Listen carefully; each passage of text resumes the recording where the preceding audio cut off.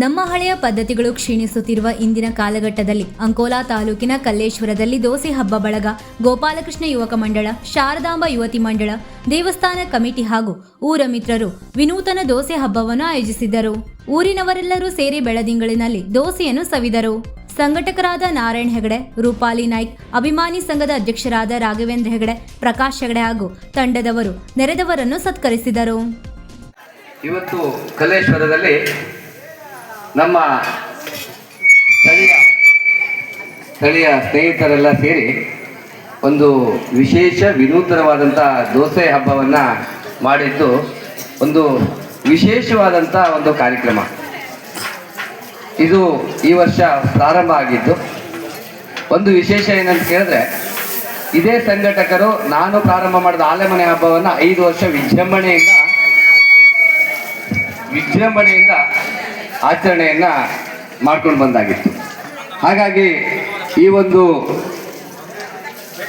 ಈ ದೋಸೆ ಹಬ್ಬವನ್ನು ಈ ವರ್ಷ ನಾವು ಸ್ಥಳೀಯ ಊರಿನ ನಮ್ಮ ಹವ್ಯಕರು ಅಥವಾ ನಮ್ಮ ಬಳಗವನ್ನಷ್ಟೇ ಕರೆದು ನಾವು ಈ ಕಾರ್ಯಕ್ರಮವನ್ನು ಆಯೋಜನೆ ಮಾಡ್ತಾ ಇದ್ದಾಗಿದೆ. ಇದು ವಿಶೇಷವಾಗಿ ನಮ್ಮ ಪಂಚಾಯತ್ ವ್ಯಾಪ್ತಿ ಇರ್ಬೋದು ಅಥವಾ ನಮ್ಮ ಕಾರ್ಯವ್ಯಾಪ್ತಿಯ ಎಲ್ಲ ಬಾಂಧವರನ್ನು ಒಂದು ದಿನ ಈ ಒಂದು ಹಬ್ಬಕ್ಕೆ ಒಗ್ಗೂಡಿಸುವಂಥ ಪ್ರಯತ್ನ ಮುಂದಿನ ದಿನದಲ್ಲಿ ನಾವೆಲ್ಲ ಸೇರಿ ಮಾಡೋಣ. ವಿಶೇಷ ರೀತಿಯಲ್ಲಿ ಈಗ ಆಲೆಮನೆ ಹಬ್ಬವನ್ನು ನಮ್ಮೂರಿಗೆ ವಿನೂತನವಾದಂತಹ ದೋಸೆ ಹಬ್ಬಕ್ಕೆ ನಮ್ಮನ್ನ ಕರೆದು ಆತಿಥ್ಯ ನೀಡಿದಂತಹ ಸಂಘಟಕರಾದಂತಹ ನಾರಾಯಣ ಹೆಗಡೆ ಹಾಗೂ ರಾಘಣ್ಣ, ಪ್ರಕಾಶ್ ಅಣ್ಣ ಅವರಿಗೆ ಹಾಗೂ ಊರವರಿಗೆ ಮೊದಲನೇದಾಗಿ ಧನ್ಯವಾದವನ್ನ ಹೇಳ್ತಾ ಇದ್ದೆ.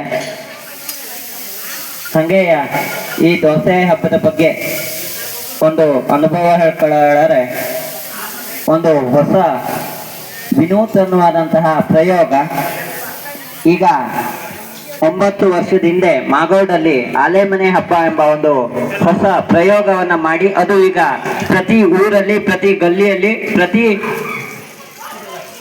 ಒಂದೊಂದು ಹಳ್ಳಿಯಲ್ಲೂ ಸಹಿತ ಮನೆ ಮಾತಾಗಿದೆ.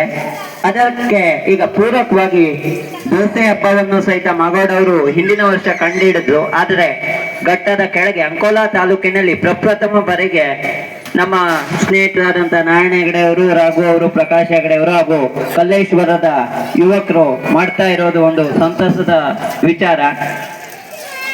ಎಲ್ಲವಕ್ಕೂ ಅದಕ್ಕಾಗಿ ಮತ್ತೊಮ್ಮೆ ಧನ್ಯವಾದ ಹೇಳ್ತಾ, ಪ್ರತಿ ವರ್ಷವೂ ಹೀಗೆ ನಡೀಲಿ. ನಮ್ಮ ವೀಕ್ಷಕ ಮಹಾಪ್ರಭುಗಳೇ, ನಮ್ಮ ಚಾನಲ್ ಅನ್ನು ಸಬ್ಸ್ಕ್ರೈಬ್ ಮಾಡಿ, ಶೇರ್ ಮಾಡಿ, ಪ್ರೋತ್ಸಾಹಿಸಿ.